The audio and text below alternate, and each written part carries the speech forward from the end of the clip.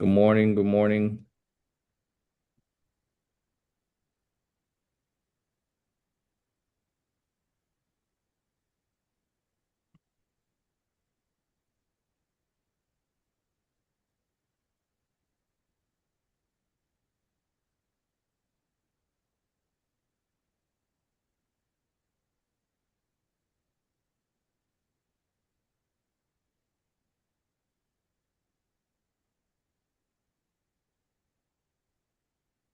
All right. We see Atlanta is in the house. Let us know where else you're coming in from. Um, Good morning, guys. All right, we're gonna get started. I think we've got a few more folks joining in. They'll catch up with us. Welcome to the Power Hour. I learned that last week was fantastic. My co-chair Jennifer did a great job hosting you. I had to spend some time with the fam last week, and this week. I had to be here just because I've got my guest Lori, who is just been incredibly amazing with the work that she's doing here in Atlanta, and you'll hear obviously from her shortly. But just let's do some housekeeping. First, please keep your microphones on mute. This session is actually recorded, so you can find it later on our YouTube channel. Make sure you subscribe to the channel. Actually, we have several channels on YouTube, and the Atlanta Black Chambers is going after a thousand plus subscribers. So if you haven't subscribed and show some love over there yet, please just go to YouTube, subscribe to the Atlanta Black Chambers. You can subscribe to the Global Opportunities Committee. For those of you who are new to the Global Opportunities Committee, this is the Power Hour, where we've got 1 hour to show some power. But of course, the power is then within you to continue the conversation and to continue to build. Um, I see people from Panama. I'm actually in Panama, Jessica. That's pretty nice of you to be out here too. And the Power Hour, the Global Opportunities Committee, is the producer of the Power Hour, and we really are building a global community to help to trade and invest and partner better with each other around the world. So we've got folks all over the world that is a part of the Atlanta Black Chambers Global Opportunities Committee. You don't need to be in Atlanta to be a part of the chamber, and that's what's beautiful. You can join a chamber from anywhere. And for those of you who are seeking to be a part of the Atlanta business landscape, this conversation is going to benefit you. And if you're in Atlanta and looking to improve and looking to scale, grow, you're actually in the right place. So I'm going to get us started, and we'll be spotlighting one of our members later down in the show. If you have any questions as you are hearing the discussion, please put them in the chat, or you can raise your hands close to the 9:15 timeline where we will take your questions for Laurie. So, Laurie, welcome to the Power Hour. Thank you for your time. We are excited to have you. I think for those folks who don't know who you are, we're just gonna sort of paint the picture and take a. Let's start there and build that foundation. Tell us a little bit about Laurie, and you're actually in Atlanta. You hold a very important role in Atlanta, and I want to also talk a little bit about that. Thanks, Ricardo. It's lovely to be here. And I always say yes to you because you're an incredible partner of mine. But good morning, everyone. My name is Laurie Prickett. I'm the Senior Vice President of the Economic Development Team at Invest Atlanta. So, your first question is, who is Invest Atlanta? Invest Atlanta is the Economic Development Authority for the city of Atlanta proper. All right, what do you guys do? So I have an amazing team of professionals that work on all things from business attraction to business retention and expansion to focusing on technology and innovation. I have a phenomenal small business, in-house small business lending team that are out in the community building our next level startups and small businesses as they grow their presence in Atlanta. We do the FDI side of the house. And obviously, you're hearing from me that I'm not from Atlanta. But continuing on more about Invest Atlanta, what else do? We do things like We do affordable housing and community development. We're doing neighborhood reinvestment. You will hear that we do things like home buyer, single family home buyers. We do so much support here at Invest Atlanta, but you have to understand the the lens we're looking for is building sustainable communities. How do you do that? You do that by building, and you do that by filling up with businesses and seeing our communities flourish during this time. So it is the unique economic development authority that brings all that together. And that's why I love my job every day. Now, a bit about Lori. So yes, you hear I'm not from Atlanta, but I am literally the epitome of what I'm trying to say to you all. So I come from the United Kingdom. I came here when I was younger. I did my education at Georgia State University in Atlanta, Georgia. And then I went back to my country in the UK and did my master's degree. And then I worked for the British government for over 15 years, working in consular work and working in trade and investment. And then that job brought me down to Atlanta, covering the whole Southeast. And everyone, the whole point of my being was to bring companies to the Southeast. But who was I bringing these companies to, or where? I was bringing them to Atlanta because it was such an easy sell for why they can be successful and why you can see the journey and why this is such a soft landing place for US market entry. So then I had the honor of coming in to Invest Atlanta, doing that very thing. And I feel like my journey becomes full circle. Atlanta built my foundations, and now I'm able to give back to Atlanta by continuing to build and to move us forward. So that's a little background on me and my absolutely phenomenal team that's out there doing the work, and with partners like Ricardo and the Atlanta Black Chamber.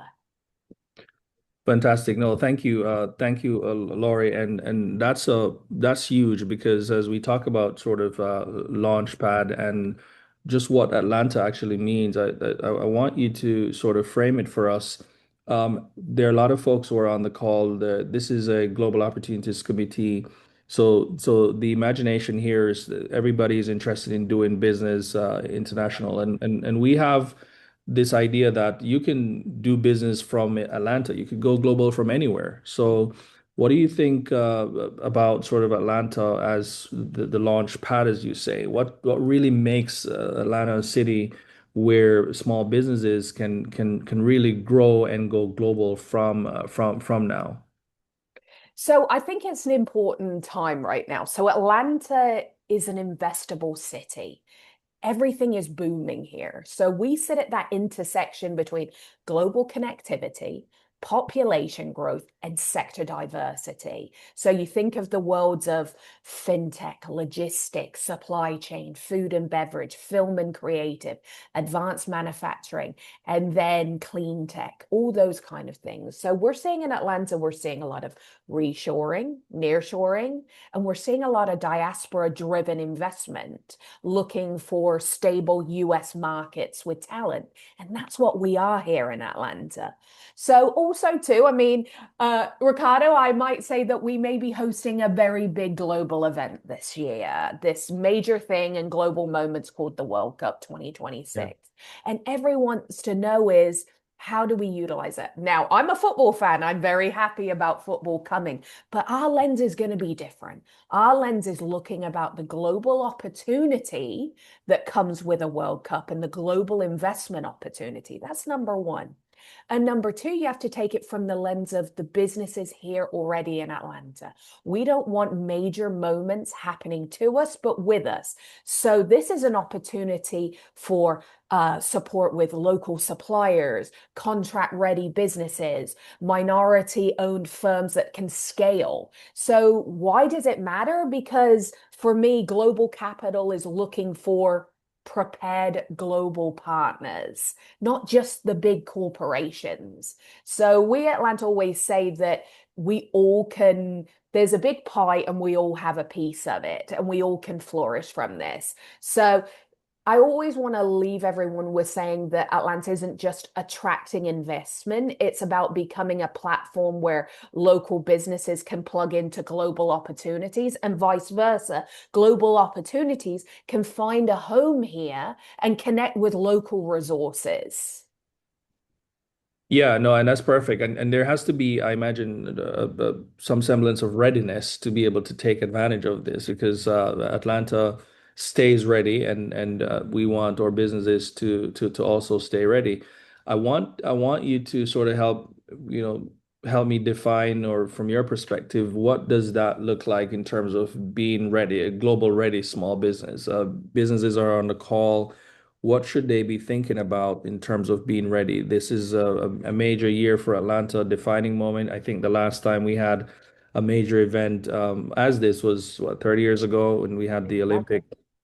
So is it teams they need to work on building the team? Is it the systems? Is it the capital? Is it the compliance?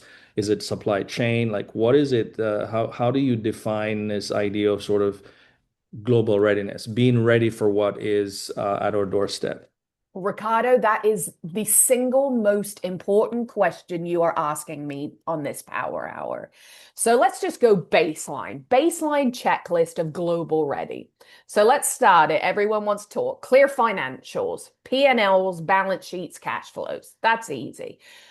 But we've got to also look at like clear ownership structure and operating agreements, defining value propositions. You've got to know what problem are you solving and who are you solving it for? And the ability to deliver consistently. That's talking about capacity, that's staffing, that's supply chain. Now, at Atlanta, we take it to the next level. So, what does that look like for you? How do you do next level readiness? So, you're looking at certifications that you could look at for your business. So, are you a WBE? Are you an MBE? Are you a DBE? Also, things like contract experience is key, team. And for those international businesses, pilot projects are very, very important. And understanding things, Ricardo, compliance, insurance, risk. And then for me, as I always say, think beyond and your willingness to partner or joint ventures. So global ready businesses know their numbers, they know their lane, but they also know their limits and are able to adapt and work. So for me, those are really important for us in the checklists of doing that. Yeah, and you have a bird's eye view, if you may, on sort of how you're measuring this sort of readiness, and what I'm curious to understand what sort of um, traits you see that are the most common gaps that you see within the businesses that are trying to be ready or stay ready. Like, is it the financials? Is it what is it that you see as the biggest challenge? And maybe what you think would be the easiest win for a business that's on the call within the next 30, 90 days that they can tackle that gap, if you may. No, that's a fair point. So for me, it's so easy. Businesses think it's all about the money, Ricardo, and it isn't. Like a practical, like 90-day action plan for a business is first 30 days is you gotta get organized. The foundations have to be organized. You clean up your financials, you clarify your growth goals, and you identify the gaps, whether that's capital, whether that's staffing, whether that's systems. Then 30 to 60, 31 to 60 days, you're looking at how do you engage technical assistance, and we'll talk about that a lot, and the partners in the room that can support with that. You explore certifications, and this is the time where you can pressure test your business model. I think those are important. Then the 61 to 90 days, you're looking at engaging the right partners. And so I'm going to plug this is where you connect and invest Atlanta. This is where you connect an Atlanta Black Chamber. This is where you connect with the right partners. But you also can meet with potential lenders. And that's what's important. What kind of lenders are you talking about? You're talking about it's easy to just go for the banks, but you could be looking at CDFI partners. You could be looking at a lot of avenues to bring in capital. So that's really important. And then again, I just said it, but it's so important. I got to stress this, everyone. Pursue pilot contracts. Because for an international business, Ricardo, we see it every day, is you come in and it feels like it's overload in the US market. Mhm. What makes Atlanta different is you've got that Southern hospitality, that small city and a big city feel here. So you can be able to say, to a partner organization or and say, look, I've got a solution here and let's test it out. Let's pilot a program. Let's pilot a contract together. Let me show you what we're capable of. And that gains local credibility that you can build on in your journey as you're moving forward. So for me, I always say this, momentum comes from preparation, not perfection. You're not going to find perfection. You're going to move things. You're going to adjust your business model. Those are really important things. So, that's the one thing I say. I love to be around entrepreneurs, Ricardo. I love to be around business owners because of their vision and their adaptability and their flex on these things. So for me, it's not striving for perfection, but the biggest thing is knowing how to be prepared, knowing that when you come to Atlanta, there are resources to support you. There are communities to support you in this endeavor. Wow, no, that's amazing. And for the Global Opportunities Committee of the Atlanta Black Chambers and the Atlanta Black Chambers by large, we are a platform and that's facilitating these kinds of partnerships. So I love what you said about pilot partnership because a lot of times we talk to people every day, they want to come into the market of the US and they want to come into Atlanta and they get overwhelmed by just the thought Yes. and says, "Well, why don't you find a partner within the chamber, find a partner within GOC and pilot that thing, right?" That. Thanks for sharing that. I want to go to sort of go back to Invest Atlanta's role. So, what is it that you do and what is that you don't do? So where does Invest Atlanta sort of directly help these businesses, whether you're in Atlanta, sort of looking to build those muscles, or you're looking to come into Atlanta? Can you talk a little bit about that and obviously sort of where do you say, you know what, we're not able to help you here. Let's sort of create some sort of distinction, if you may, in terms of the role of Invest Atlanta in the city. No, wonderful, thank you. So let me take it from two lenses. The lens of the the business in the city of Atlanta right now. So we focus on capacity before capital because money doesn't always fix gaps here. So for us, we have the capital piece in our toolbox. So I'm going to talk about a toolbox. In our toolbox, we've got small business loans. And team, look at it right now. The average small business interest rate is about 11% right now, team. And the small business lending and Invest Atlanta, 4%, team. 4%. That is unheard of. So we have go on Invest Atlanta's website and look at our lending portfolio that we have there. You also have dedicated professionals that meet entrepreneurs and small business owners where they are and can talk about those steps that you need and what kind of loan you need and readiness loan you need. And then project-based capital, and we love to look at redevelopment areas. We look to look not know where the opportunities are right now, but where they could be for the future. Those are really important. So we do believe in technical assistance, Ricardo. This is a big deal for us. We've seen great traction in technical assistance with financial readiness, growth planning, operational strengthening. Those are really important that we do through partnerships and connections there. And like I said, we also look at things on the community development side of commercial affordability tools and pathways to commercial real estate and opportunities there. And then obviously we're a connector. Our job is to ensure that you're successful, whether that's introductions through banks. And I said CDFIs, but I want to explain what that is. That's a community development financial institution. So some of note are things like ACE and Lisk and Momentous Capital. Those are some CDFI partners. We make connections with anchor institutions and global and domestic partners. And if you want to get connected in, this is a nice fancy word of ecosystems, we have a ton of them.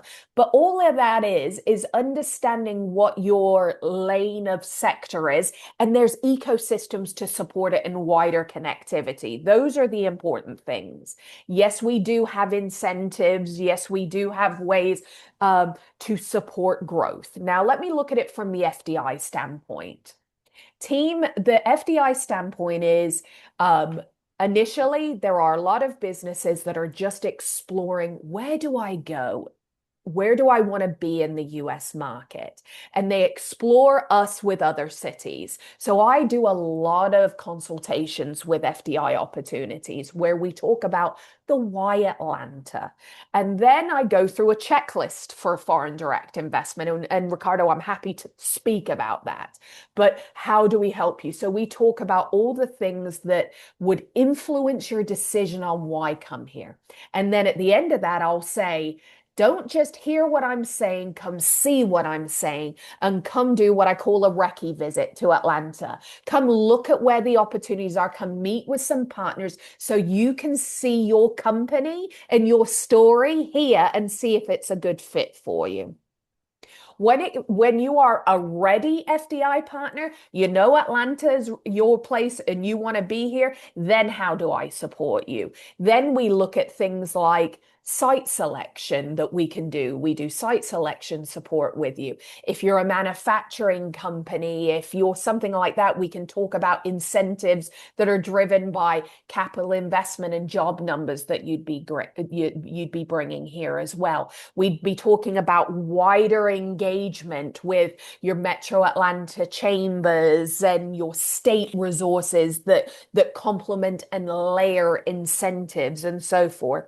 And then again, is the value. Ricardo, I think in my FDI pipeline, they instead of the money side, it's the connectivity. It's the pathway to future business growth. The only thing I don't do is the business development. I'm not going to tell you who your customer is. I expect you to know that. But what I can do is put you in rooms and opportunities where you're in front of those people. That's where the intentional connectivity is. It's not schmoozing for schmoozing sake. It is talking with relevant partners. That was the Go Global conference, Ricardo. It was Mhm. being more than just a discussion. It was intentional discussions that lead to something, the thing, the investment, the contract, the end result is something tangible to happen. So that's what we do at Invest Atlanta. Yeah, and that's perfect. Yesterday we actually did our virtual version of the Go Global conference, Laurie, and we had a number of folks who came on, and we curated those conversations with them. I want to give a big shout out to my team because they were on fire, just really hosting. I think some folks that's on the call were actually present at the virtual event yesterday, and they met people, they met potential partners, just the same way that you're referring to, finding those potential partners, building those capacity. So I like to think of it as capacity over capital, right? Well And said. that happened yesterday. So big shout out to those people who participated and is just opening doors for themselves to be able to continue to build on those capacity. And speaking of capacity building, how do we then, as we think about, okay, so the goal is to build a capacity, and if you want to sort of scale that capacity, right? What are some of the realistic sort of routes that you can then, now that if you talk to those people who have already built certain muscle or certain capacity, how do you speak to them about the support route? I know you mentioned capital, but how do they get qualified for some of those support routes that can actually help them to scale? So Yes. to scale that capacity. So I had the fortune of having an amazing head of my small business, and we talk about the needs that she sees every day of building capacity for businesses. And I said to her, yeah, the amazing Miss Cynthia Freeman, I'm going to shout her out right here now. But, I said, for me, what are the things that you see every day that everyone needs to learn about? And for me, she goes, Lori, being capital ready is so very important. And the interpretations of being capital ready are two different things that I see every day, not just in the startup small business world, but everyday world. And for us, it's those clear financial records, those balance statements, those business tax returns that she sees as one of the biggest issues. Consistent cash flow, that's a big one. And then for us, it's looking at a comprehensive business plan, like a roadmap of growth potential. So you've seen insert of funds, and then where do you go, and where do you move your business? So say you've established yourself, you've just received your first loan. Then what? How do you capitalize on that investment? How do you then drive that to scale? How do you drive that for continuous growth, sustainable growth that continues to support and servicing your debt? Because look, team, we all say we love grants and we love that. When you're going into the loan world, it's in a different level of accountability. And then also too, you've got to always have those 2 to 5 year revenue projections, like realistic projections. Those are the kind of things that we really highlight, Ricardo. Those are the barriers and the things that we're seeing in every day when working with businesses. And this is how we engage with the financial partners too, Ricardo, because we have to get a sense of the needs and how do we tailor Invest Atlanta resources and technical assistance to help them be game ready at all times. And we meet them where they are at different stages. And so having information like this is not just an Invest Atlanta list of things to know, but it's coming from the financial and banking communities saying these are the things we're still seeing. Even established businesses don't have the long-term roadmap Executive for Director for the sustainable Atlanta growth. Black Expo, the largest mixed marketplace. I'm sorry. Keep your microphones on mute, folks. Go ahead. Go ahead, Laurie. But it's those kind of things that are really important for us. It's the continued commitment to financials and readiness and roadmaps to growth and sustainable growth. That's a big one, Ricardo. Sustainable growth. Yeah. And that's key because and we'll talk a little bit more about that. And I want to bring up or member that we're going to be spotlighting shortly. So Solil, please get ready, and we're going to bring you on stage. But that's so solid, and we'll talk a little bit more, Laurie, just after this around sort of how do you then sustain that growth? Because we know that a lot of the businesses, as you build capacity and as you scale capacity, we still have businesses that only have one employee, and that's themselves. And if we're going to create a sustainable pathway, then have to figure out how do we create more jobs, how do we create more employment. But I do want to pause and welcome or one of our member, and I happen to know Sandy Ford Edwards. He's a really great asset to the community of Atlanta. Sandy, welcome. Thanks for jumping in. Please say hello. We're spotlighting you today. Tell us a little bit about who you are. Tell us about the business Solil Consultant. No, thank you very much, Ricardo, and good morning, good afternoon, colleagues. It's a pleasure. Laurie, I've been enjoying your conversation tremendously, and I'm saying, you could go for the whole hour, and I can just listen you. Very refreshing, and quite a lot of the things that you've said, I mean, resonates.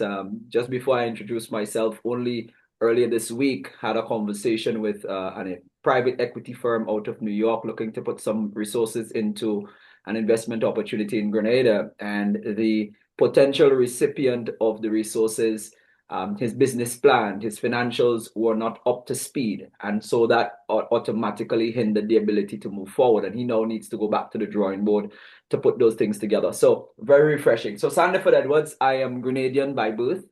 from the Caribbean, sand, sea, water, sunshine, not cold blizzards as we're experiencing here in the US. My background, I am a development finance specialist. Would have worked with many development institutions, including recently the USAID. Would have been working with the UNFAO as well as the CARICOM Secretariat, supporting primarily sustainable development and agricultural initiatives. Solil Solutions Consulting Inc. It's a family-owned business. So myself and my three other siblings, I'm the managing partner, founder of Solil Solutions, and essentially we've brought together our various skill set. So one of my sisters, she has a PhD in education and leadership. So she provides support around coaching and strategy, etc. for Solil. Another brother of mine, psychologist, Dr. Edwards, he provides support in the mental health space, as well as another brother of mine in agricultural development. We work primarily in sustainable development, agriculture, mental health and wellness space with governments, private sector firms, and development partners, particularly in the Caribbean, including investment facilitation. So we support the development from project concept, from the concept note all the way to project execution for private sector firms, or we work with governments looking at strategy, looking at the development policy, looking at various initiatives that they want to implement. So for example, in the case of St. Kitts and Nevis, we are supporting the Ministry of Agriculture to establish a fishing fleet expansion model. How do you expand the fishing? How do you crowd in private capital? How do you design a model that allows the government to de-risk the sector, but at the same time make space for private sector to do business? As well as in the case of St. Vincent and the Grenadines, we're supporting one of the state-owned enterprises to revamp their financing model to ensure that they can provide what we call sustainable financing to farmers and small micro firms at the last mile, so that those who are not traditionally included in the banking sector, you can get them into the financial sector, improve their record keeping, improve their ability to graduate, to raise higher resources. So it's a pleasure to be on this call in regards to the Global Opportunities Committee. I support strengthening the relationship between Atlanta and Black businesses around the world with the OECS, which basically stands for the Organization of Eastern Caribbean States, which are the smaller countries in the Caribbean. So here we speak of St. Lucia, St. Vincent and the Grenadines, St. Kitts and Nevis, Dominica, Grenada, Montserrat. So Antigua and Barbuda. So it's a pleasure to be on this call, and I'm happy to be able to engage. Fantastic, Sandy. Thank you. And thank you for serving. Sandy is a regional lead for the OECS, as you heard, several countries in the mix there. And we have some exciting news coming up soon because we're going to be signing a virtual MOU with the OECS Business Council that is coming up in a couple of weeks. So stay tuned for that. And that's thanks to Sandy and the work that he's doing based in Atlanta, but he's connecting. Laura, we talk about that partnership. We talk about, extending those sort of capacity growth potentials, right, to other jurisdiction. When we can connect into another network, that creates a lot of opportunity for us if you're based in Atlanta or wherever you're based. So thank you, Sandy. Seeing that I have you on the platform, I want to give you an opportunity if you have a question for Lori. You're in Atlanta, she's in Atlanta, but you serve also as a bridge to connect those small islands to the opportunities that exist in Atlanta. Do you have any questions for Lori or for Invest Atlanta by and large? Yes, I do. So coming from the islands, so to speak, we do have, for example, some of the investment promotion agencies, etc. Does Invest Atlanta connect with other agencies, institutions, or is it primarily support to private sector firms looking to invest in Atlanta?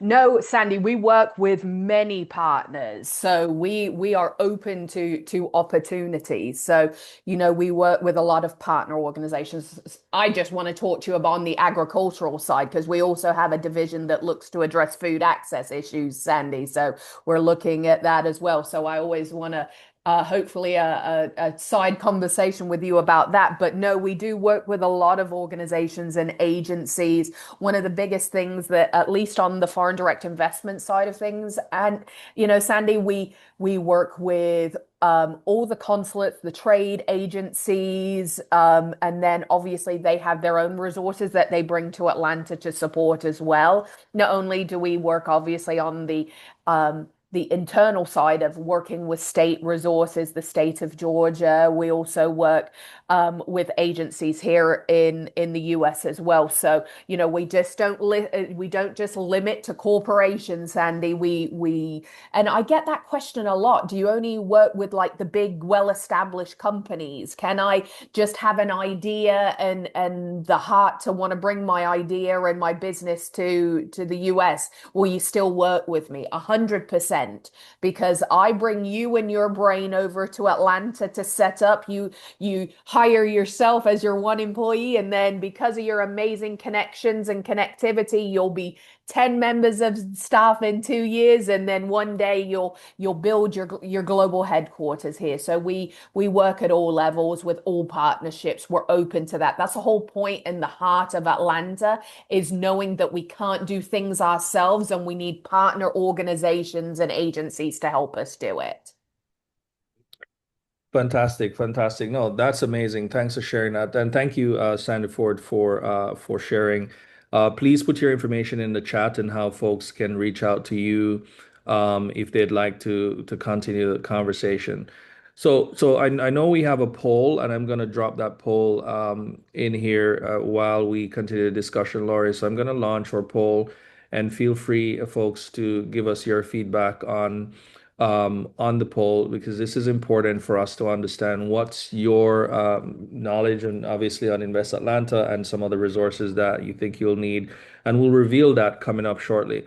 But I want to go back to our conversation, Laurie, and we talk about building capacity, we talk about sort of scaling capacity, and Yes. within that sort of process of scaling that capacity, there has to be some level of ownership, real estate, owning assets. Can you walk us through sort of any sort of pathway to, how do we go from maybe leasing or leasing facilities to then maybe owning them? What are some of your sort of advice for doing that within Atlanta? No, that's a good question. And scaling people before you scale volume is two different things here. So and then building financial capacity to be able to go out to the world of commercial real estate and things like that. But we do have avenues in our small business lending that looks at funding commercial down payment assistance and doing these things, and commercial affordability is a priority here in Atlanta, Ricardo. So these are really important initiatives that we do and that we work on. So, we do have avenues of financial pathways to that, and resources to support. But, I've got to be honest, Ricardo, I see a lot of businesses, especially on the international side, that really want to come in and just jump right into ownership. And team, that is always a very challenging time. And I know they come out and say, we want to buy property, we want to buy land and so forth. And I always have to go back to the numbers, the foundations of what you're trying to build, your cash flow, your margins, your financial visibility, and talk about that journey before you look at buying assets and what that looks like. Do I have tools, like do I have bonds that can support like a lease purchase bond?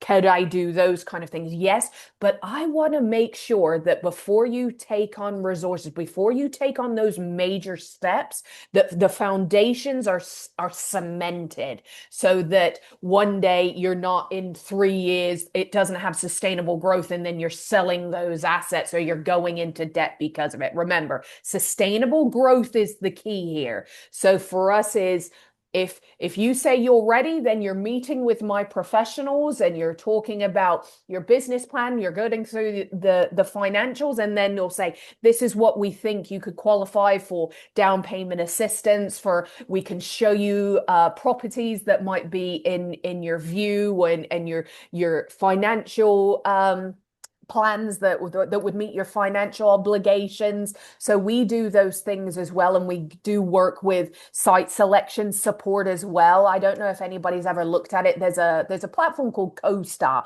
and it supports it really supports those site selection avenues, and that's something we utilize as well. So that's really important. But Ricardo, I know I sound like a broken record talking about driving foundations, but it's because here's the thing. We are one of the best states and cities to start a business. I want it to be extended now, Ricardo, to Atlanta, and the state is the best place to start and retain a business. I need those businesses to still be here 10 to 20 to 30 years from now and eventually be a legacy business in the city of Atlanta. And the only way we do that is by gradual steps. So there are resources for buying and buying land, buying real estate, all those avenues. But I'm going to ensure that my team is always connected with you on the financials to make sure this is the best move for your business and for the long term of it. Yeah, this is very interesting. I know you're not sound like a broken record. I spoke to someone yesterday and they said one of their strategy is repetition, which is Yes. ensuring that we repeat the important things.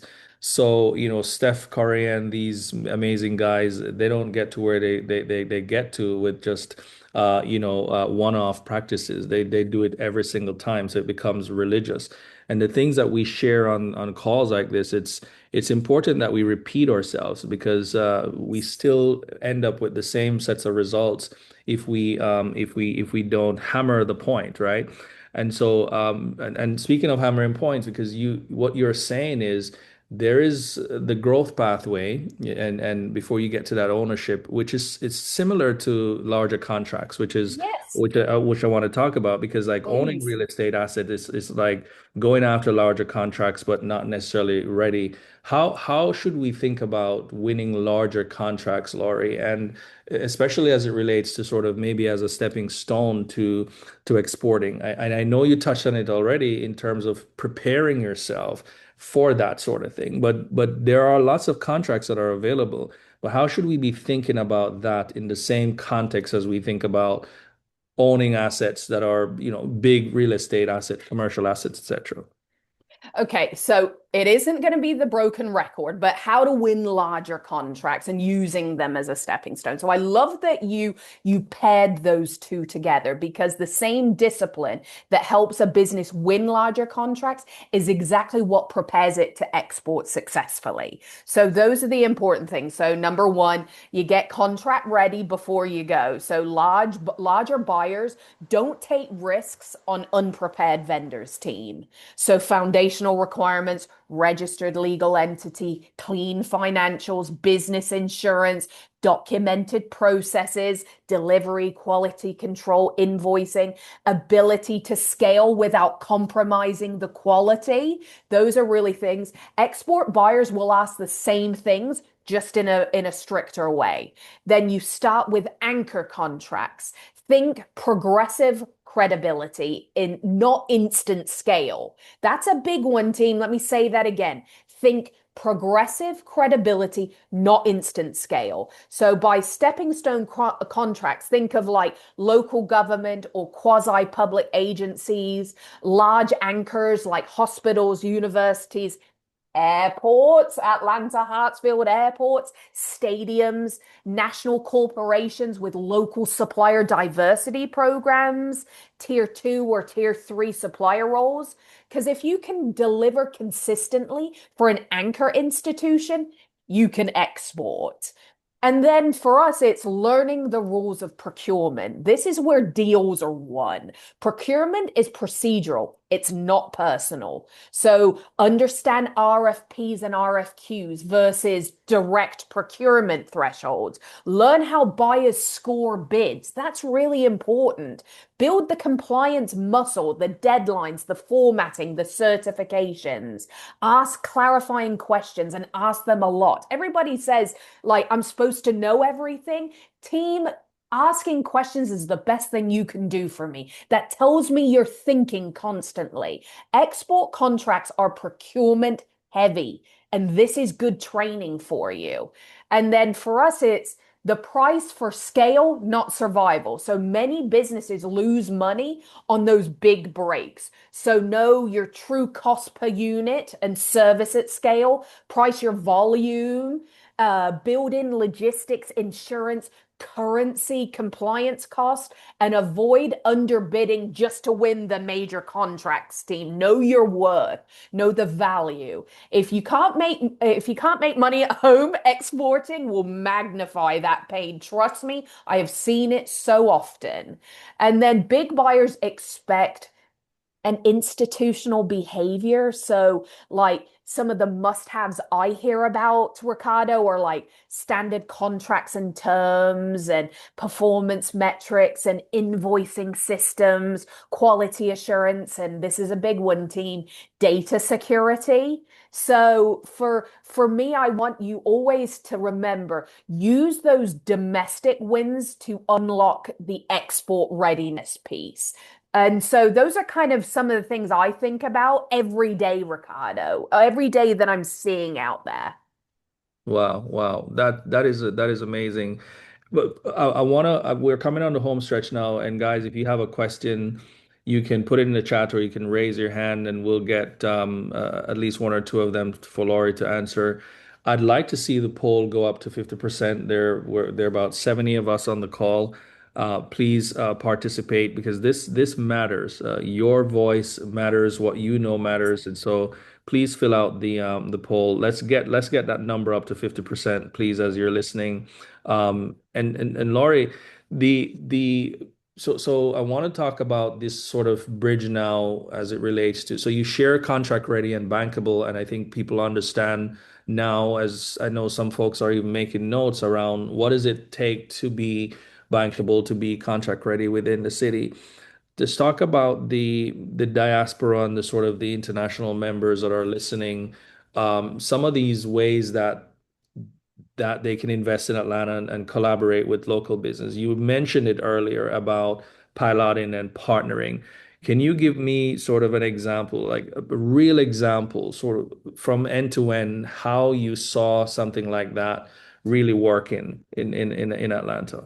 I have, and I'm more going to talk about a company and a vision. I'm going to anonymize it, but a company that I worked with in my previous role with the Brits and how it's come to fruition, team. And it all started with a pilot program. Look, team, tech is the world that we're living in right now, and Atlanta is one of these cities that is literally in the top cities for tech talent and tech ecosystem and tech business here. And so for us, we see a lot of tech industry. So I had an international tech software company say, we would like to consider Atlanta as our regional like hub, our regional HQ. And they said, but you've got a lot of saturation with tech companies. How can I separate myself?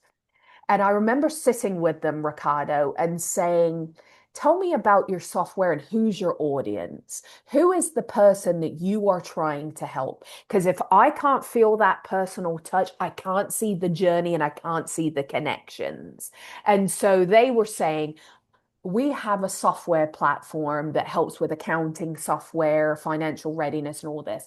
And I said, so who's your client? My client is the small business that can't afford these services and they're doing it all themselves and not realizing a software program can help them succeed and help them be more efficient. And I said, so you want to help the everyday small business owner? Yes, that's exactly what we do. So they partnered with a local entrepreneur accelerator program that utilized their resource And because of that, they were able to test it and to show that their software helped their business model and helped them succeed. Then they took it to another program and another partnering organization. And then they brought out their presence of like 30 staff members that they set up in a co-working space. And now they've got their own office in Atlanta, and they're continuing to serve the business community and serve the community of Atlanta by doing programs and funding programs and doing all of that. So they gradually worked their way in, but they knew the pathway had to be: who is your client? Who are you servicing? How can you separate yourself from everywhere else? And then how can you ensure that the community and the business community understands your commitment to the long-term investment that you're bringing to the city of Atlanta? And they're thriving, Ricardo, now. They're Wow. a huge partner, and they're a huge player in Atlanta. And I see that vision. And that's what I talk about a lot. I said, Sandy, this: how many international businesses I say to me and they say, Lori, can I grab time with you? And I say, absolutely, grab some time with me. And they go, do you even want to talk to me? I've only got one person. And I said, do you know how important that one person, your brain is, and your knowledge base that can help us do something? Sandy is a great brain, I can already tell it, that has so much knowledge to bring to a city of Atlanta. Like in 1 second of him talking, I said, wow, I'd love to pick his brain about some of the things that we're doing in Atlanta and really pulling on that expertise. It's more than just, it's envisioning your journey here. It's seeing how what separates you from everyone else. So yes, I'm going to talk to the one person offering that's coming from wherever. I love the Go Global South African presence that was there, and talking with those businesses and talking about the clothing companies and saying we'd love to say, but it's really hard to get into this market.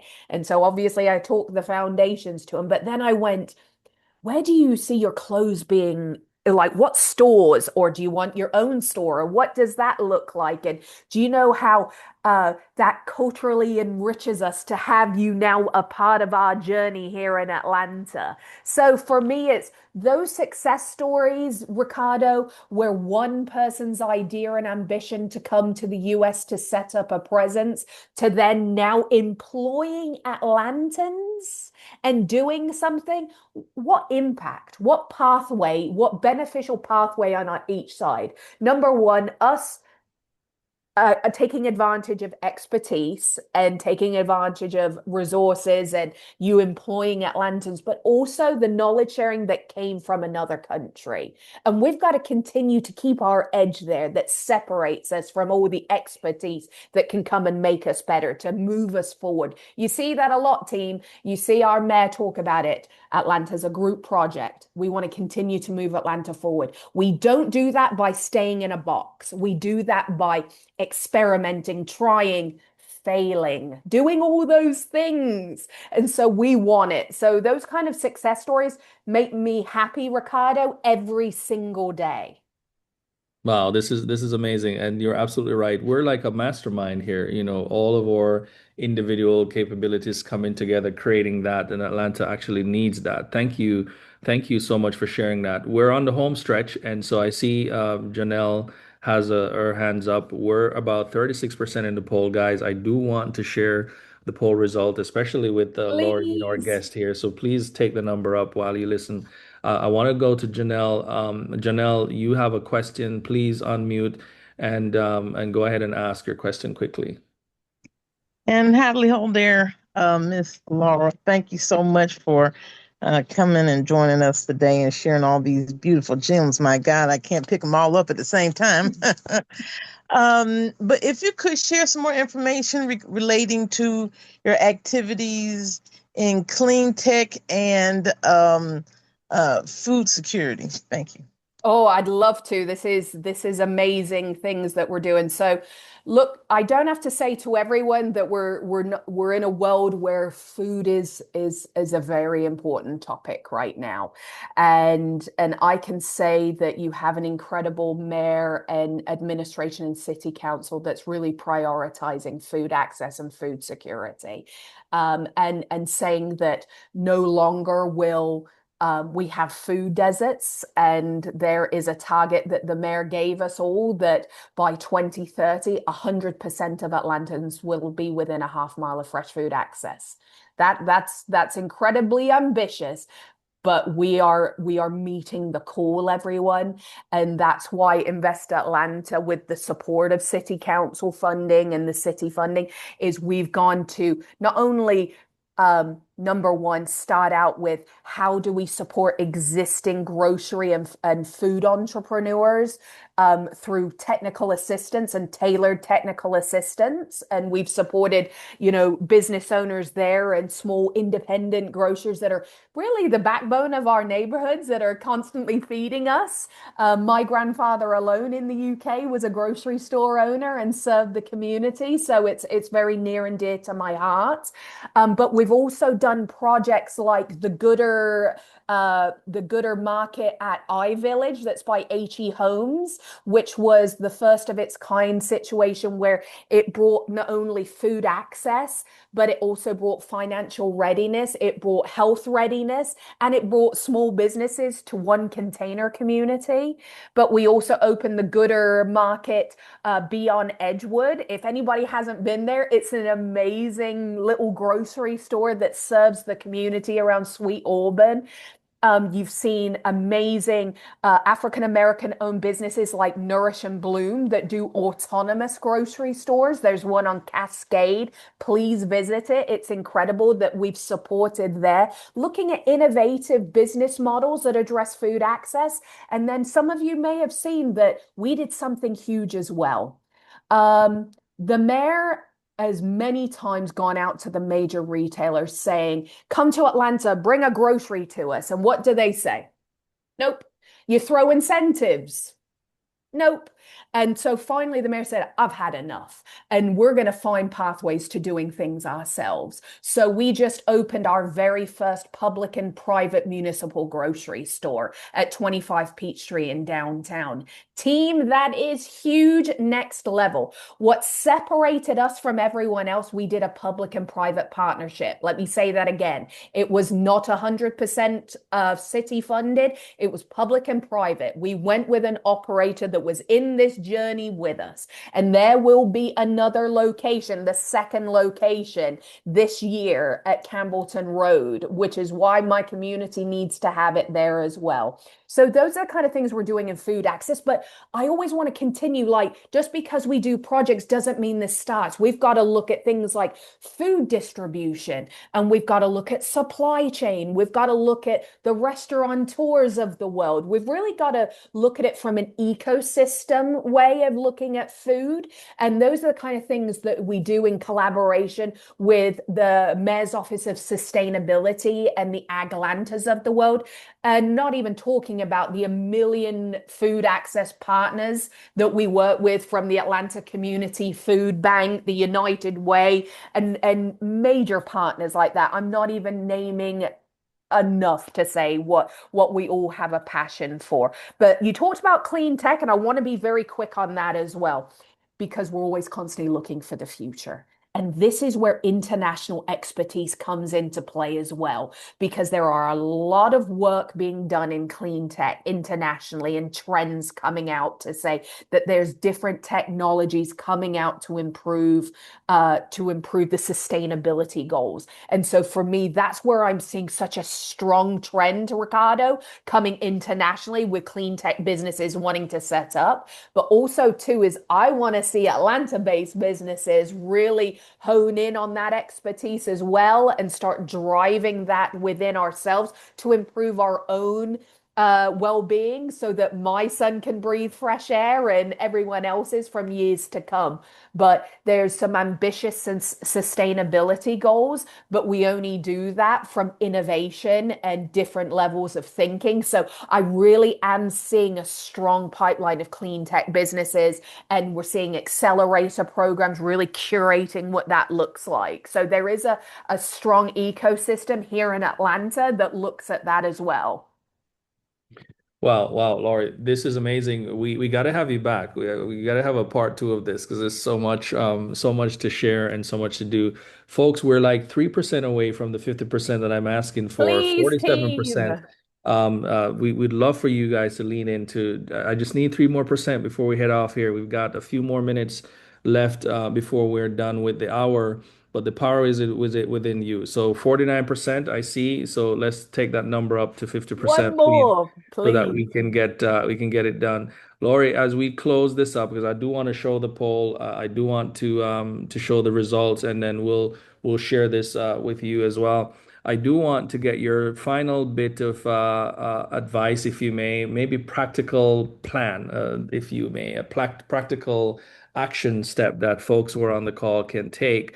And within a time frame, within let's say a 90 day, what exactly do folks need to do here to really move their stuff forward and become ready? We know from the top of the call to now, we talked about any number of things.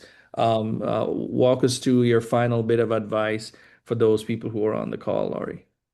So, team, here's the thing. I've given you lots of nuggets and I talk very fast, so I do apologize.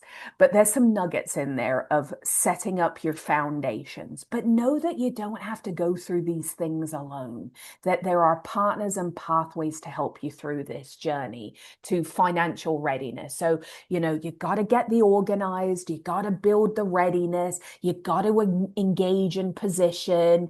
Those are really important things. But every entrepreneur that's sitting here and business owner thinks that they got to do it on their own. So all I'm going to do is connect this to resources and access. So just remember there are partners in the room. You've got the Atlanta Black Chamber, you've got the Russell Innovation Center, you've got partners out there that can support you in this. You've got Invest Atlanta. Go on our website. We host monthly small business webinars. Ricardo's been on one of them. We host in-person events. We hold events at the Russell Innovation Center. We host events at Pittsburgh Yards. We're going to continue to host events as we lead up to the World Cup. So you'll see a lot of that going on as well. So, but there are tools, there are people in there that want to be part of that journey. Ricardo, I need to leave everyone with the positivity that you can succeed here, but it's okay to ask for help. And it's good to ask the questions of what you don't know. I want to know from that poll, you have a better understanding at Invest Atlanta. Like, I want to know that you want to go on our website and book time with one of my small business consultants, that you want to attend one of our events or one of your events, Ricardo, that really teaches and guides. Like, this is something that what you don't know, you can't take advantage of. And this is the thing for the internationals in the world, just know that Atlanta is here for you. You have questions, you want to talk to me, I'm happy to talk to you. Ricardo has my details. If it's about understanding ecosystems, it's about understanding the market, this is where we come in and we help, and this is where other partners can come and help as well. But leave away knowing that I said multiple things and it was all about building foundations, understanding your business model and your journey. And that's financial journey, that's sustainable journey. And just know that there are resources to help you. And please take advantage of them, team. Please do. Fantastic, Laurie. This was amazing. We showed the poll result up, and a few folks know about Invest Atlanta, and a few folks who didn't know. So this was really helpful for them, and we thank you so much. We've had some of the open-ended questions that we'll share later, but I can tell you that business, the capital, the support came up as some of the things that folks are looking for in terms of what they need to be able to deliver that competitiveness. I know we have to run as we're over time, but this was amazing. Folks, if you, I see Angie shared in the chat the Atlanta Black Expo, which is coming up around the corner. Great way to also understand the business landscape and who is who in Atlanta, who is poised for growth, especially if you're coming in for that inbound. We have an inbound opportunity for you to be able to witness and participate in the Atlanta Black Expo. Laura, I want to thank you for your time today. I want to thank you for gracing us with your presence, and it was so profound. I've learned so much about Invest Atlanta myself, and we will have a part two sometime this year. Hopefully, we can grab you before we start kicking the soccer. Soccer, The football, football. what's happening here, But Ricardo? that's it's gonna be a big deal. So thank you, guys. Thank you so much for making the power hour what it is. The power is within you. The hour has come, but you have the power. And go out and make yourself proud. Keep building. We'll see you next week, same time, same place. Check Thank your you, message. guys. Good looking out. I appreciate it. Thank you so much, Laurie. Thank you, everybody. Thank you. Ricardo, just before we log off and Laurie logs off, I sent you a private message, Laurie. I'll be more than happy to reach out to your office to arrange an appointment to have a follow-up conversation. So Love it, Sandy. let me know how to make that contact. I will. Look forward to it. All right. Awesome, Carlo, check awesome. your Tomorrow we have our info session for the West Africa delegation. So we'll reach out to those of you who have expressed interest on that, so that you know how we can proceed. Thank you, guys. Have a great day. Enjoy the rest of it. Take care. Bye.